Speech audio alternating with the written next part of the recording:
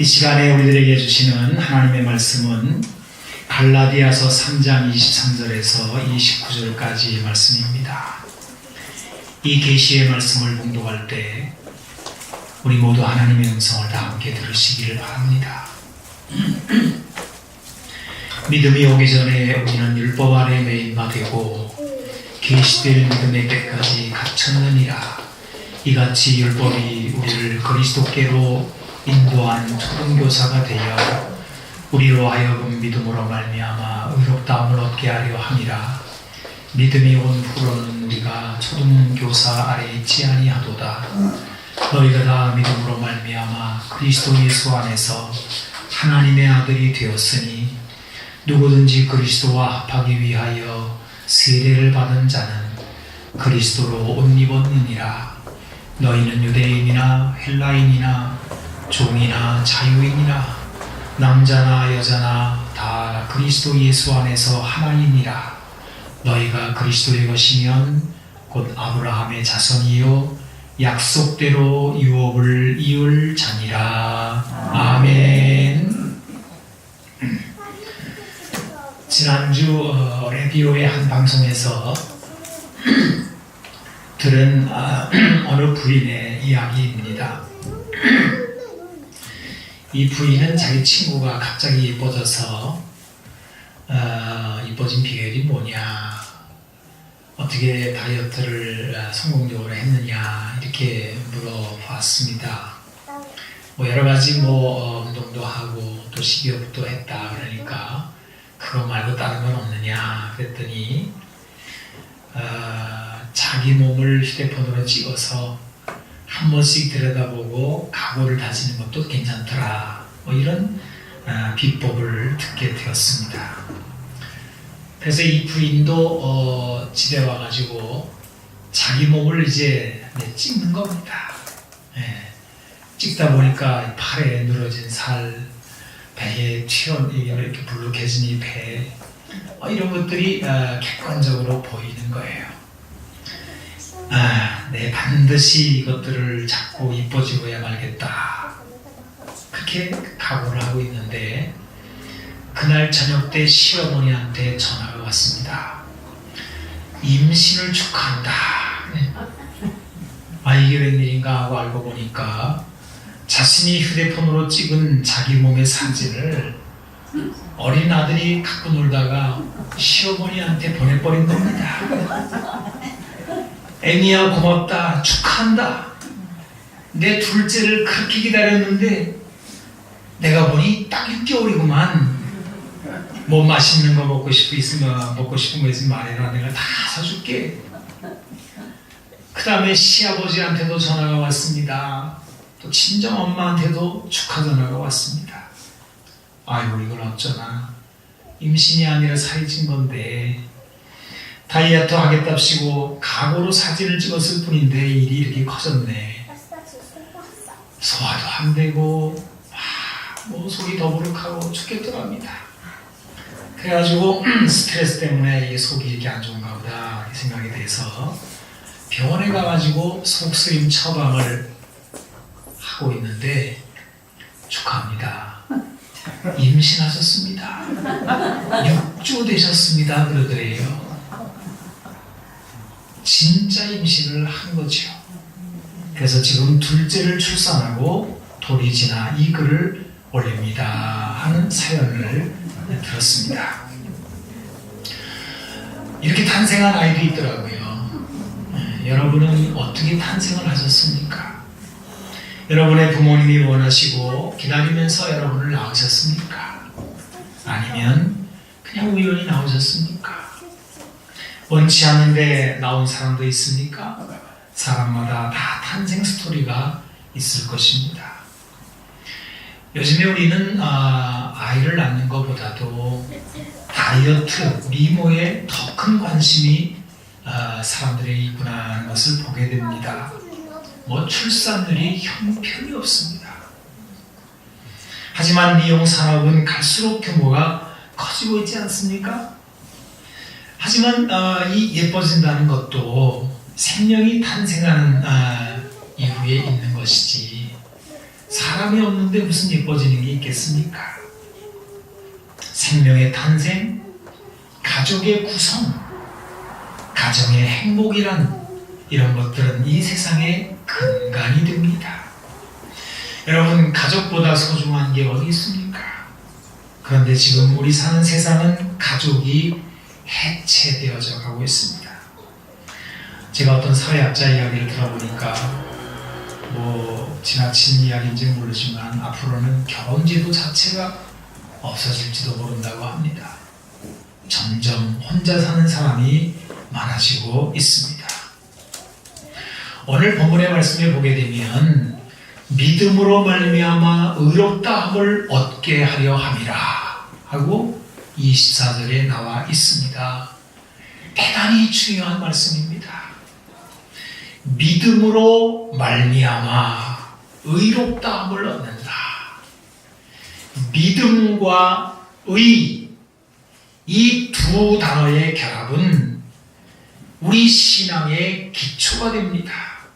그래서 누구든지 그리스도인이라고 한다면 이 두 단어를 알아야 하고 그 깊이를 이해해야 합니다. 여러분,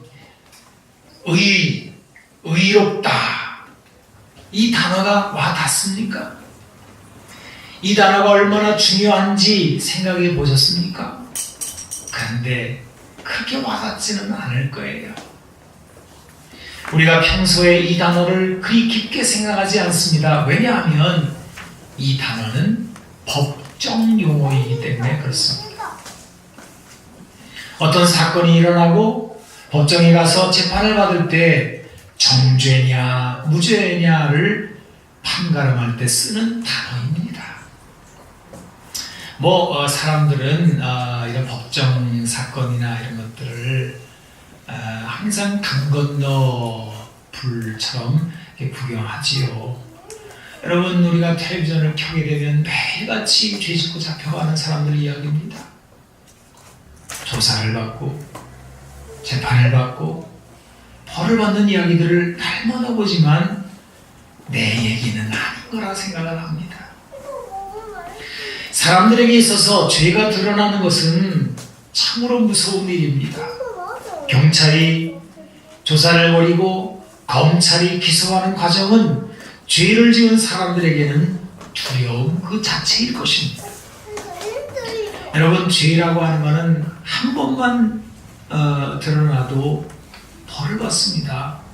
그런데 조사를 해보게 되면 이게 웬일이니까 켜켜이 그 죄가 쌓여있는 것들을 보게 되는데, 그 이유는 그 모든 죄가 습관처럼 되기 때문에 수도 없이 반복된 죄의 얼룩이 드러나는 것입니다.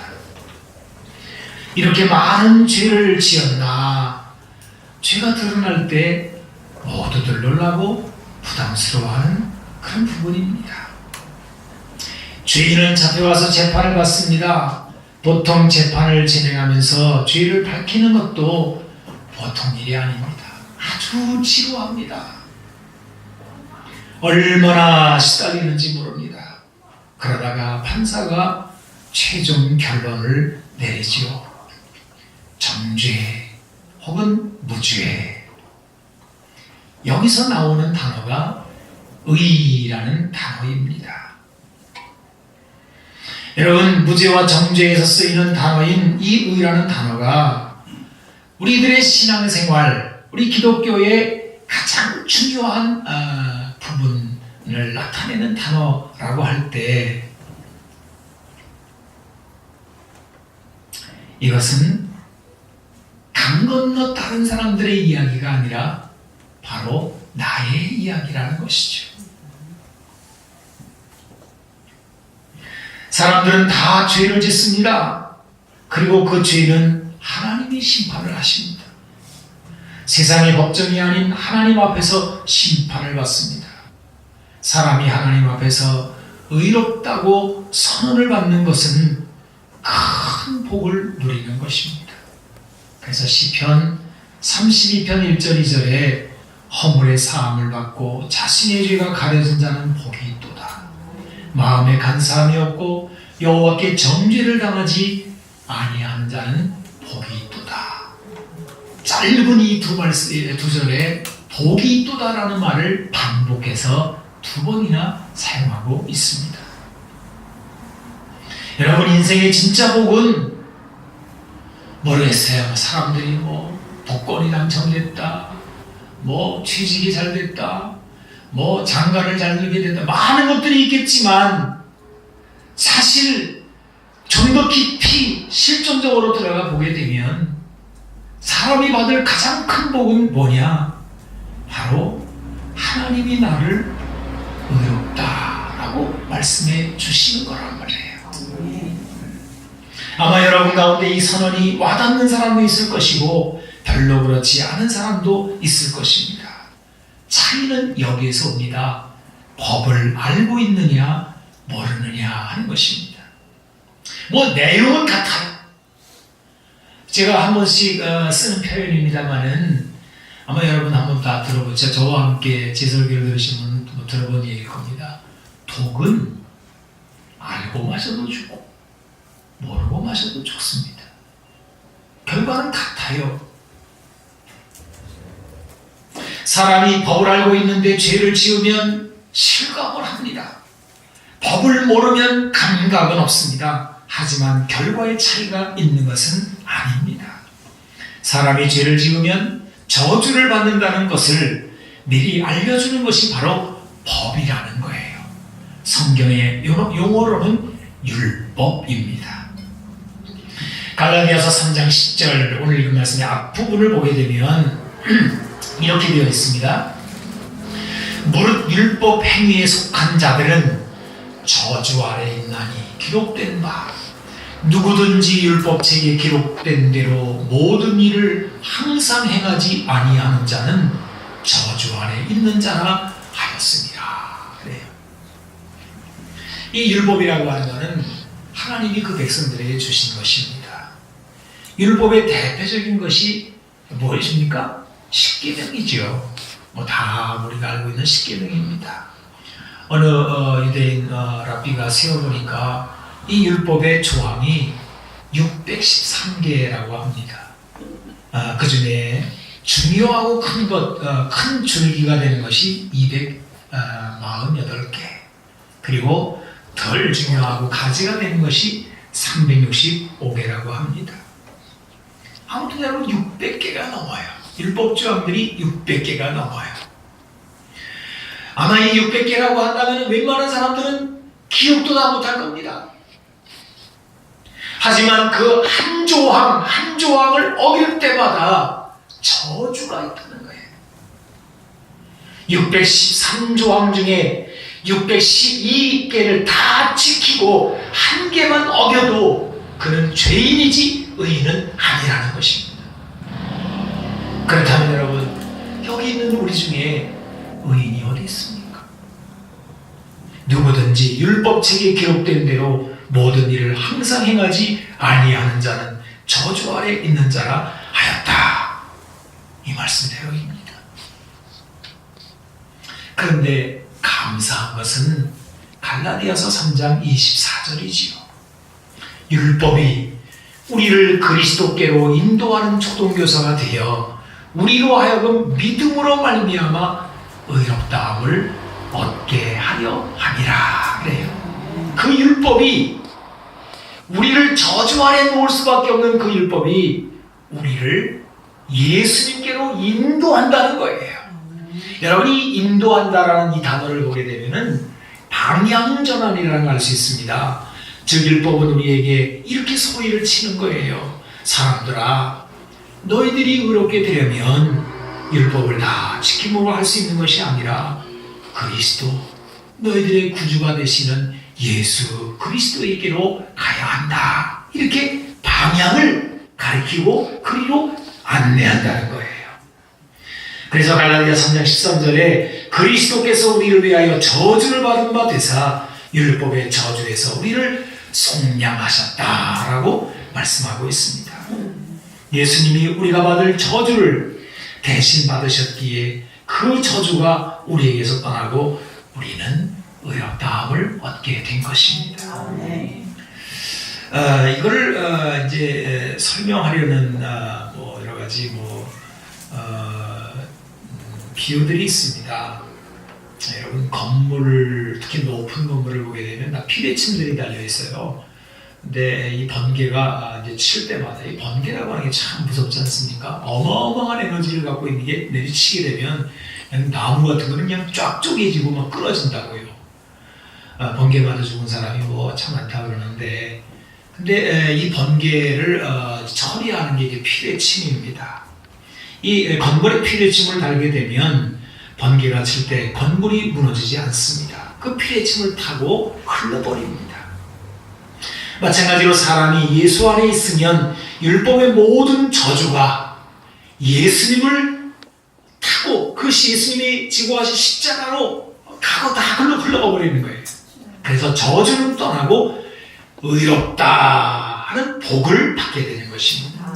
성경은 우리가 예수님 안에 있을 때 이런 일이 일어난다고 말씀하십니다. 사람이 예수님을 받아들이고 그분과 함께 있는 것을 믿음이라고 합니다. 그리고 그 믿음의 외적인 표를 세례라고 합니다.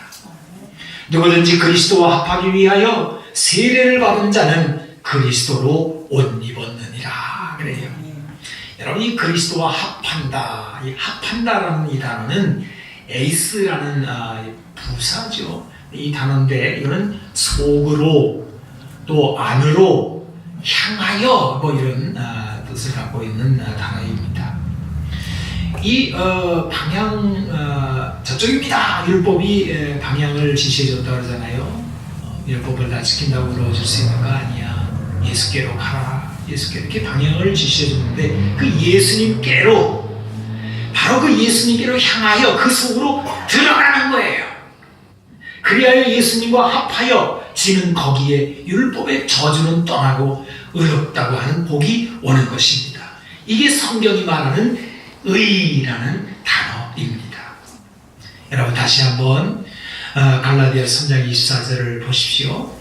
이같이 율법이 우리를 그리스도께로 인도하는 초등교사가 되어 우리로 하여금 믿음으로 말미암아 의롭다함을 얻게 하려 함이라 했어요. 아멘입니다.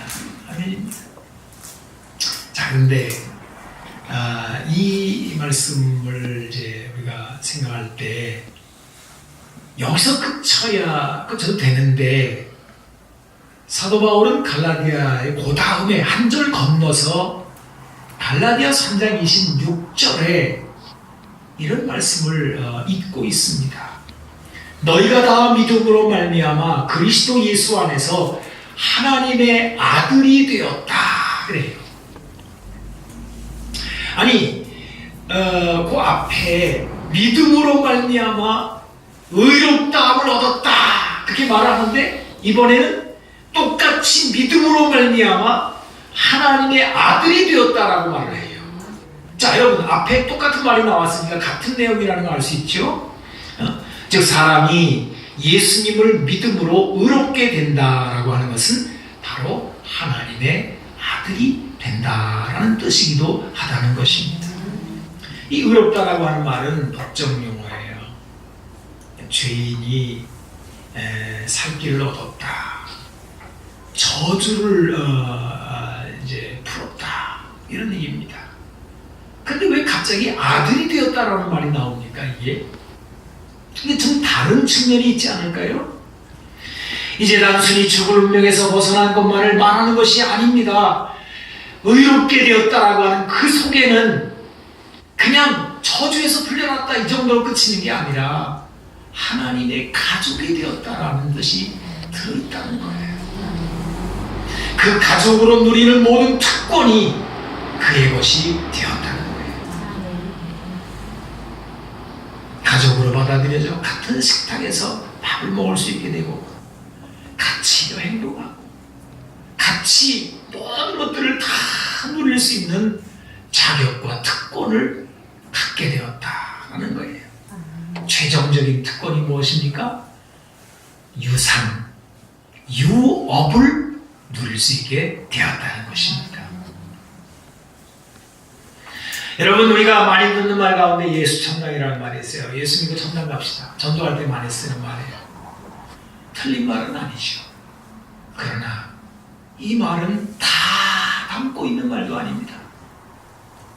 예수 믿고 천국 가는 것, 즉 죄인이라서 지옥에 가서 형벌을 받는 것이 아니라 하나님이 예수님 때문에 넌 이제 의로워, 그래서 천국에 가, 이것만이 아니라 이제는 하나님의 가족으로 받아들여져 그 안에 누리는 모든 특권을 같이 누리게 되었다라고 하는 거예요. 예수를 믿을 때 오는 것은 의롭게 되는 것인데, 이것은 무죄 선언 이상의 의미를 말하는 것입니다. 의롭다고 선언하는 것은 자녀로서 하나님의 가족이 되었다는 것을 의미합니다. 의는 단순한 상태가 아니라 새로운 관계를 나타내는 단어입니다. 근데 많은 교인들이 이거를 잘 몰라요. 그냥 천당 가는 것으로 만족합니다. 구원이란 죄인이 천국 가는 것이 다라고 하는 것입니다. 그러나 구원은 의롭게 된 사람이 하나님의 가족으로 탄생하는 것입니다. 여러분, 하나님이 우리를 낳으셨어요. 그래서 우리는 하나님의 자녀가 됩니다. 기도할 때마다 하나님을 아저씨라고 부르지 않고 아버지라고 부르게 됩니다. 여러분이 성경에 하나님 우리를 낳으셨다라고 하는 말씀이 어디 나옵니까? 야고보서 1장 18절에 보게 되면 이렇게 나와 있습니다. 그가 그 피조물 중에 우리로 한 첫 열매가 되게 하시려고 자기의 뜻을 따라 진리의 말씀으로 우리를 낳으셨느니라. 그래요. 잘 아는 말씀으로는 요한복음 1장 12절 13절 영접하는 자 곧 그 이름을 믿는 자들에게는 하나님의 자녀가 되는 권세를 주셨으니 이는 혈통으로나 육정으로나 사람의 뜻으로 나지 아니하고 오직 하나님께로부터 난 자들이니라. 사람이 예수님을 믿으면, 예수님을 그 마음에 영접하게 되면 곧 하나님의 자녀로 탄생하게 되는 것입니다. 자, 그러면 여기에서 우리가 조금 더 깊이 한번 들어가서 생각해 보겠습니다. 왜 성경은 그러면 의라는 단어와 하나님의 자녀라는 단어를 같이 쓰고 있는 것일까요? 왜 사람이 예수님을 믿어 의인이 되는 것이 하나님의 자녀가 되는 것일까요? 이것은 신분의 문제라는 것입니다. 의인은 단순한 상태가 아니라 신분을 나타냅니다. 바로 의인이 된다는 것은 하나님의 자녀라는 신분을 회복하게 되는 것이라는 뜻입니다. 누가복음 19장에 보게 되면 삭개오라는 인물을 만나게 되는데요. 여리고의 세리장, 단순한 세리가 아니에요. 세리장입니다. 키는 작고 사람들이 죄인이라고 수군거리는 사람입니다. 그 당시 세리는 다 죄인이에요. 세리장은 죄인의 우두머리입니다. 그래서 삭개오만 지나가면 그냥 나서죠. 그리고 예수님이 그 집에 들어갈 때 죄인의 집에 들어간다 그래요. 삭개오가 사는 집은 죄인의 집이요. 여러분, 삭개오가 세리장이니까 돈이 꽤 많았을 거예요. 그 집이 얼마나 훌륭했겠습니까? 고레들 같은 집을 지었겠지요. 그 안에 로마식으로 온갖 좋은 것들을 다 갖고 있었을 거예요. 그러나 죄인의 집이라고 말을 합니다. 그런데 이런 삭개오가 예수님을 만났을 때 어떤 일이 벌어졌습니까? 삭개오가 급히 내려와 즐거워하며 예수님을 영접해요. 여러분, 예수님을 영접할 때 즉시 작동하는 말씀이 뭐예요? 요한복음 1장 12절 영접하는 자에게는 하나님의 자녀가 되는 권세가 주어진다. 이게 즉시 작동됐습니다. 그래서 누가복음 19장 9절에 보게 되면 예수께서 이르시되 오늘 구원이 이 집에 이르렀으니 이 사람도 아브라함의 자손이다 라고 선언을 해요. 여러분, 예수님이 죄인을 넌 이제 의로워 라고 말씀하시는 것보다도 뭐라 그러냐면 이 사람은 아브라함의 자손이야. 아니, 아브라함의 자손이라는 말을 해요. 아브라함의 자손이라는 말은 하나님의 자녀라는 같은 뜻의 내용이거든요. 삭개오야, 너는 이제 더 이상 죄인이 아니야. 예수님이 선언함과 동시에 너는 의인이 되었을 뿐만 아니라 아브라함의 자손, 하나님의 자녀가 되었다라는 거예요. 여기서 말하는 하나님의 자녀는, 아브라함의 자손이라는 말은 하나님을 닮았다, 아브라함을 닮았다, 이런 뜻입니다. 이걸 성경에서 뭐라고 말합니까? 형상이라고 해요. 하나님의 형상. 하나님이 사람을, 아담을 지으실 때 어떻게 지었습니까? 하나님의 형상으로 지었다 그래요. 여러분이 하나님의 형상이라는 단어가 많은 해석을 갖고 있습니다만은 이렇게 정의할 수 있습니다. 하나님의 형상은 하나님의 성품으로 하나님의 일을 하는 사람, 이런 뜻입니다. 하나님의 마음으로 하나님의 일을 하는 사람을 하나님의 형상이라고 합니다. 근데 그 하나님의 형상을 나타낸 구약의 인물이 하나 있으니 그게 아브라함이에요. 제가 한 일례를 한번 얘기해 보겠습니다. 이 소돔과 고모라에 하나님의 진노의 심판이 쏟아지려는 때 아브라함이 어떻게 합니까? 아마 우리 같으면 이랬을 거예요. 내가 알아, 내가 이 소돔과 고모라 그놈들 뻔하지 뭐가 아주 소문이 자자하더만 그 악행이나 아주 냄새가 여기까지 난다. 야, 망해도 싸지. 못된 놈들. 자기 조카가 또 거기 들어가 있어요. 아이 그 녀석 말이야. 내 말 안 듣더니 말이야. 한번 당해봐야 돼. 이렇게 할 수도 있었어요. 그게 또 사실이에요. 팩트예요. 그 뭐 지나친 말도 아니에요. 그런데 아브라함은 어떻게 했습니까? 그 죄인들이 살 길을 찾기를 위해서 기도해 줍니다. 여러분, 제가 이 부분에 창세기를 한번 읽어보겠습니다. 창세기 18장 22절에서 26절인데 잘 들어보십시오. 그 사람들이 거기서 떠나 소돔으로 향하여 가고 아브라함은 여호와 앞에 그대로 섰더니 아브라함이 가까이 나아가 이르되 주께서 의인을 악인과 함께 멸하려 하시나이까. 그 성 중에 의인 50명이 있을지라도 주께서 그곳을 멸하시고 그 50 의인을 위하여 용서하지 아니하시리이까. 주께서 이같이 하사 의인을 악인과 함께 죽이심은 부당하오며 의인과 악인을 같이 하심도 부당하니이다.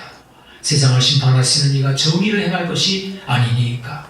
여호와께서 이르시되 내가 만일 소돔 성 가운데서 의인 50명을 찾으면 그들을 위하여 온 지역을 용서하리라 그래요. 자, 여러분, 이제 이 대화를 우리가 그냥 겉으로 쭉 읽다 보면은 하나님은 막 심판을 하시려고 하고요. 아브라함은 굉장히 대자에 비해서 막 그걸 말리는 것처럼 보여요. 근데 사실은 그런 얘기가 아닙니다.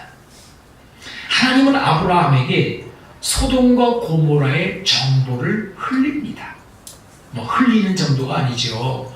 내가 하려는 것을 아브라함에게 숨기겠느냐? 전모를 다 밝히잖아요. 왜 밝혔습니까? 지금 하나님의 마음속에는 불타는 마음이 있어요. 아주 못된 죄인들이지만 소돔과, 여러분 말 그대로 소돔과 고모라입니다. 그 악행이 막 코를 찌르는 사람들입니다. 법대로는 망해야 됩니다. 근데 하나님의 가슴은 지금 죄인이 망하기를 원치 않으세요. 근데 이거를 어떻게 할 길이 없어요. 그래서 하나님의 그 마음과 똑같은 마음을 가졌다고 추측되는 아브라함한테 가서 아브라함아 어떻게 하면 좋겠냐? 라고 지금 의논하고 계신 거예요. 하나님은 아브라함에게 소돔과 고모라의 실상을 알려주시면서 이렇게 말씀하시는 겁니다. 아브라함아, 소돔과 고모라가 죄 중에 망하게 생겼다. 저들은 불신파를 멸할 길이 없다. 더 큰 문제가 되는 것은 저들이 멸망을 눈앞에 두고 있음에도 전혀 느끼지도 못하고 깨닫지도 못하고 방법도 갖고 있지 않다.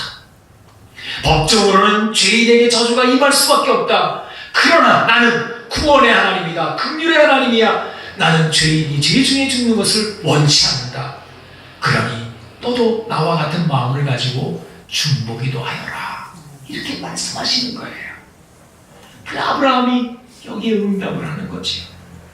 이 부분에서 하나님과 아브라함의 마음이 닮아 있습니다. 아브라함에게 하나님의 형상이 있습니다.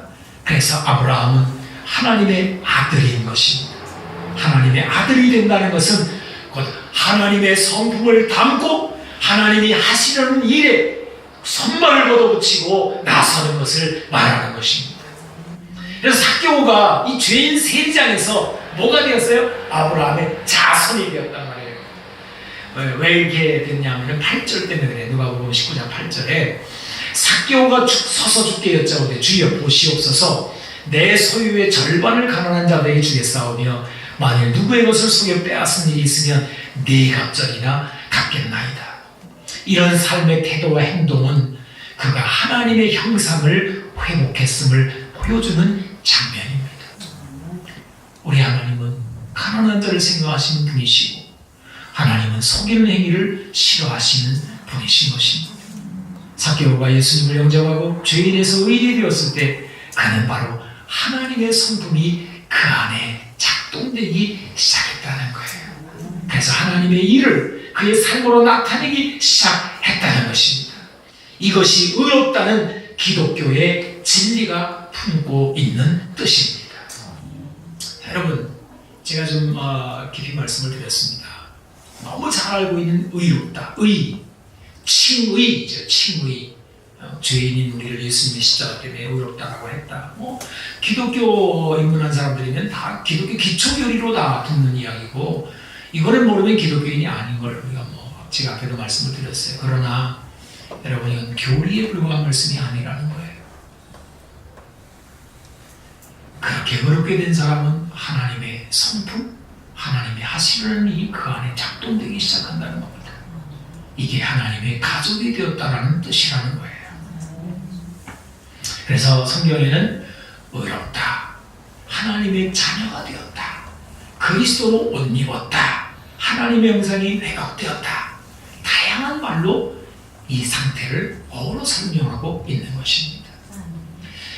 왜 그리스도로 옷 입었다라고 그러냐? 이 옷이라고 하는 것이 지금 개념하고 좀 다르거든요. 조선시대만 가더라도 좀 이해가 돼요. 여러분 그 나라에 부름받아가지고 임금님 앞에 일하는 신하들은요 관복이라는 걸 입었습니다. 색깔도 이렇게 마음대로 입는 게 아니에요. 왕이나 귀족 같은 사람들은 자주색 옷을 입었죠. 그리고 또 이렇게 색깔을 넣는 거, 옛날에는 색깔을 이렇게 옷에 염색을 하는 게 참 힘들었어요. 요즘은 제가 화공약품을 하는 게 아니기 때문에. 그래서 그냥 보통 서민들은 그냥 무명, 허연 거를 입었죠. 그래서 우리가 백의 민족이라는 거 아니겠습니까? 제가 학교 다닐 때 선생님이 그러더라고요. 백의 민족이라고 하는 거는 물감이 없어가지고 그게 된 거다 그러더라고요. 어쨌든 간에 이제 그 관직을 맡은 사람은 그 비싼 물감을 들여서 옷을 이렇게 그 옷을 입었다고요. 이 성경이 그리스도로 옷 입었다라고 하는 것은 옷 입었다는 뜻이 아니라 그리스도의 관직이 되어서 그분이 하시는 일에 부름을 받았다 이런 뜻이라고요.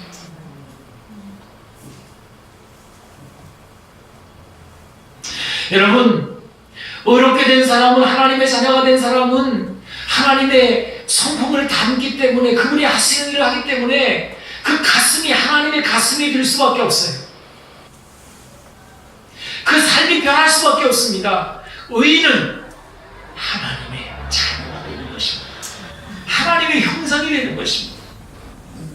로마서 8장에 나온 말씀처럼 하나님이 미리 아신 자들을 또한 그 아들의 형상을 본받게 하기 위하여 미리 정하셨다. 이는 그로 많은 형제 중에서 맏아들이 되게 하려 하시리라 라고 말하고 있습니다. 제가 이 말씀을 이렇게 준비하면서 사도 바울의 이야기가 자꾸 내 마음속에 이렇게 떠오르더라고요. 고린도 후서에 사도 바울이 이런 말을 합니다. 13장 7절로 8절인데 우리가 하나님께서 너희로 악을 조금도 행하지 않게 하시기를 구하노니 이는 우리가 옳은 자임을 나타내고자 함이 아니라 오직 우리는 버림받은 자 같을지라도 너희는 선을 행하게 하고자 함이라. 우리는 진리를 거슬러 아무것도 할 수 없고 오직 진리를 위할 뿐이다 그래요. 여러분 이 얘기가 무슨 얘기입니까? 이 사도 바울은 고린도 교회가 원만치가 않았어요. 정말 섭섭한 일이 많았습니다. 상처받은 일이 많았다고요. 그래서 사도 바울이 이런 표현을 해요. 우리가 버림받은 자 같을지라도 그래요. 고린도 교회가 사도 바울을 버렸다니까요. 여러분 누구한테 버림받아 보세요. 얼마나 마음이 아픈가. 이 거절 감정이, 이 심리학에서는 거절 감정이라는 거거든요. 모든 상처는 다 거절 감정이거든요. 근데 버림을, 우리가 부모한테 버림을 받을 수도 있고 친구한테 버림을 받을 수 있고 같은 교인한테 버림받을 수도 있어요. 아주 최악의 경우는 하나님께 버림받는 거죠. 근데 어쨌든 사도 바울은 고린도 교인들한테 버림받았다 이거예요. 그런데 여러분 버림받았을 때 안에서 일어나는 이 거절 감정에서 일어나는 상처에서 나오는 이 감정은 뭐예요? 두고 보자 잖아요. 내 이것들을 언젠가는 내가 손봐주게 되는데 그래 안 그래요? 대답 좀 해봐요. 그래 안 그래요? 뭐 그런 감정이 있어요 없어요? 우리 사람 다 그런 거잖아요. 그래서 이제 참 눈물 나는 얘기예요. 고린도 아까 2절에 보게 되면은요, 얼마나 사도 바울의 그 마음이 이렇게 막 괴로운지. 내가 좀 떠나 있거든요. 내가 다시 고린도로 갈 건데 나한테 대해서 헛소문 버티고 말도 안 되는 소리 하는 사람들 내가 찾아내가지고 내가 다시 가면 용서하지 아니하리라 그래요. 사도 바울도 그런 감정이 있었어요. 여러분 너무 성자같이만 살지는 마세요. 그냥 있는 대로 사세요. 솔직히 감정이 그렇잖아요. 얼마나 이상한 마음이 있습니까? 얼마나 관계가 악화되었는지, 얼마나 억울한 일이 많은지, 얼마나 힘들고 눈물 나는지 구구절절입니다. 이렇게 이제 보통 사람들은 복수를 꿈꾸고 낙심하고 저주하고 이렇게 하죠. 근데 사도 바울은 그 다음에 뭐라 그래요?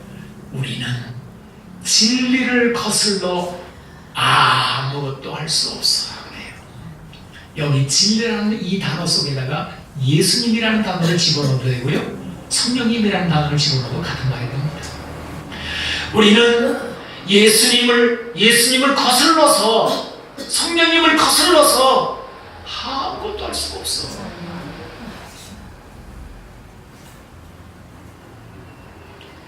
사도 바울 안에 있는 예수님, 성령님, 하나님의 형상, 이것 때문에 그는 하나님의 일을 할 수밖에 없는 거예요.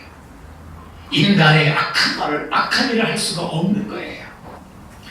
제가 아주 오래전에 선교수를 하다 고린도를 가봤습니다. 여전히 고린도 교회가 있더라고요. 들어가는 그 현관에 고린도 교회의 역사가 쭉 현판에 적혀 있는데, 1대 목사님으로 사도 바울, 그 다음에 아볼로 이렇게 쭉 해서 88대까지 쫙 있더라고요. 2000년대 교회입니다. 교회가 2000년 됐어요. 100년만 돼도 난리를 치는데 2000년이 됐다니까요. 여러분, 사람의 모임이 2000년이 되면 썩어 문드러집니다. 그 안에 상처들이 막 보면 터져가지고요. 근데 그 고린도 교회는 여전히 교회로서 아름답게 서 있어요. 왜 그렇습니까? 그 안에 의롭다함을 받은 사람들, 하나님의 자녀라 이끌어지는 사람들, 하나님의 형상, 하나님의 가슴, 하나님이 하시는 일이 계속해서 그 대를 이은 거예요. 그래서 2000년이 지난 지금도 고린도의 그 교회가 여전히 있는 것입니다. 여러분, 하나님이 우리를 가족으로 부르셨습니다. 의롭다라는 건 그런 거예요. 그냥 교리적인 이야기가 아닙니다. 천국 가자는 이야기가 아니라고요. 그게 다가 아니라고요. 이 의롭다라고 하는 이 단어 속에는 하나님의 가족이라는 뜻이 담겨 있어요. 하나님의 가족으로 탄생하는 거예요. 하나님을 닮은 사람들로 우리가 탄생하는 것입니다. 그리고 우리는 또다시 세상에 나와서 사람들을 의롭다는 대로 초대하는 거죠. 당신도 의로워질 수 있어. 당신도 하나님의 가족이 될 수 있어. 라고 가족을 낳는 일에 우리가 동참하는 것이거든요. 이거를 뭐라고 그럽니까? 전도라고 합니다. 전도라는 말은 그냥 교인 뭐 속된 말로 쪽수너리는 게 아닙니다. 집안에 애 태어나는 거하고 똑같은 거예요. 우리 집안에 애가 태어나는 거예요. 그러니까 이게 굉장히 신중해야 돼요. 물론 여러분 땅끝까지 이르러 내 증인이 되라 전도해라 뭐 해서 가서 사람들 많이 모시고 그냥 어떡하는지 채우고 하는 것을 많이 들었겠습니다만은 여러분 그렇게 될 일도 아니고요. 그렇게 되지도 않습니다. 한 사람 한 사람 말씀으로 나아야 되는 거예요. 사도 바울은 내가 그냥 해산하는 수고란다. 여러분 애들 낳아보셨잖아요. 우리 여성분들이요. 애 낳아봤잖아요. 얼마나 그게 고된 일이고 힘든 일이고 요즘은 안 나려고 그러잖아요. 힘드니까 그냥. 근데 그 애가 하나 탄생했을 때 그 기쁨은 말도 못하는 거죠. 이게 하나님의 가족으로의 초대고 탄생이라는 것입니다. 기도하겠습니다. 주님 감사합니다. 예수님으로 말미암아 의롭게 된 우리들 하나님의 가족으로 탄생한 것을 기뻐합니다. 여기 있는 모든 주의 종들 하나님의 가슴 하나님의 형상으로서 삶을 살게 도와주시고 그리하여 하나님 정말 우리가 상한 마음이 있을지라도 세상이 멸망받을 그 세상을 저주하는 것이 아니라 축복하고 후원받기를 기도하며 그들을 나가서 충고할 수 있는 저희들로 삼아주시고 날마다 하나님의 가족, 하나님의 생명들, 자녀들이 탄생하는 일들을 우리 눈으로 보게 하여 주시며 주님 오늘도 하나님 한 사람이 하나님의 가족으로 탄생하는 그 일로 인하여 세상에 하나님의 나라가 확장되어지고 주님의 뜻이 이루어지며 어둠의 권세들이 물러가고 생명의 역사가 일어나게 하여 주옵소서. 예수님의 이름으로 기도하옵나이다. 아멘.